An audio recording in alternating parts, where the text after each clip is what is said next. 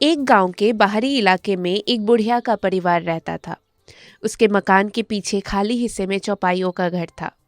बुढ़िया के कमरे के पीछे चौपाइयों के लिए छप्पर पड़ा था। गांव का कोई भी पशु उसमें आ जाता था और चला भी जाता था। बरसात के दिन थे। रात के करीब 2 बजे थे।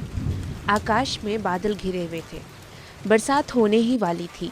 रह रहकर बिजली चमक रही थी। थोड़ी देर में बूंदाबांदी के बाद बरसात शुरू हो गई थी। जोर से बादल गरजा तो बुढ़िया की नींद टूट गई। बुढ़िया के साथ उसका नाती लेटा हुआ था।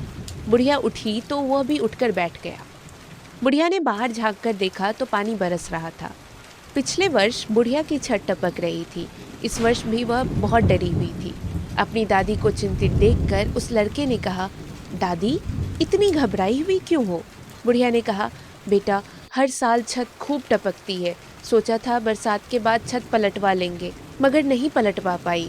वह बोला, दादी, टपका से डरती हो? अरे बेटा, तुम क्या जानो, मुझे इतना शेर का डर नहीं जितना टपके का। पीछे चौपाइयों के घर में छप्पर के नीचे शेर बुढ़िया की बातें सुन रहा था। शेर बुढ़िया के कमरे के ठीक पीछे खड़ा था।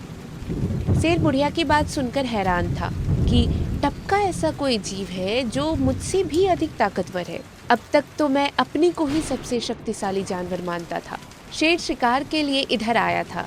बरसात शुरू हो जाने पर उसे यहाँ शरण लेनी पड़ी थी।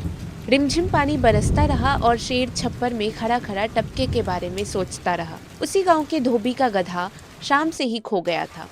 सुबह 5 बजे उसे कपड़े की गठरी लेकर घाट जाना था, इसलिए धोबी सुबह 3 बजे जग गया था। बूंदाबांदी में ही वह गधे को खोजने के लिए निकल पड़ा। हालांकि घुप अंधेरा था, लेकिन जब जब बिजली चमकती थी रास्ता नजर आ जाता था। खोजते खोजते धोबी बुढ़िया के चौपाइयों के घर के सामने खड़ा होकर इधर उधर देखने लगा। उसने घर की ओर भी नजर डाली। जैसे ही बिजली कड़की, उसे बिजली की चमक में छप्पर के नीचे खड़ा गधा नजर आया। वह घर में चला गया। शेर दीवार की तरफ मुंह करके खड़ा था। कामचोर कहीं का, यहाँ खड़ा है, तुम्हें कहाँ कहाँ ढूंढे आया हूँ मैं। शेर ने समझा कि आ गया टपका। जो बुढ़िया बता रही थी वह यही टपका जान पड़ता है। शेर भीगी बिल्ली की तरह खड़ा रहा। धोबी उछलकर शेर के पीठ पर बैठ गया, आगे गर्दन के बाल पकड़े और 2 ऐंठ पेट पर लगाई और कहा, चलो बेटा। शेर दौड़ने लगा। धोबी सावधानी से शेर की पीठ पर बैठा जा रहा था। इसी बीच जोर से बिजली कड़की। बिजली की चमक शेर पर पड़ी तो सिर के बाल और रंग देखकर धोबी हैरत में रह गया। उसने सोचा, यह तो गधा नहीं, कुछ और ही है। अब कुछ कुछ दिखाई देने लगा, फिर भी कोई चीज़ साफ नजर नहीं आ रही थी। उसने देखा कि सामने रास्ते में पेड़ की एक मोटी डाल नीची है। उसे थोड़ा उचक कर पकड़ा जा सकता है। जैसे ही शेर पेड़ के नीचे से निकला, धोबी ने उछल कर डाल पकड़ ली और लटक गया।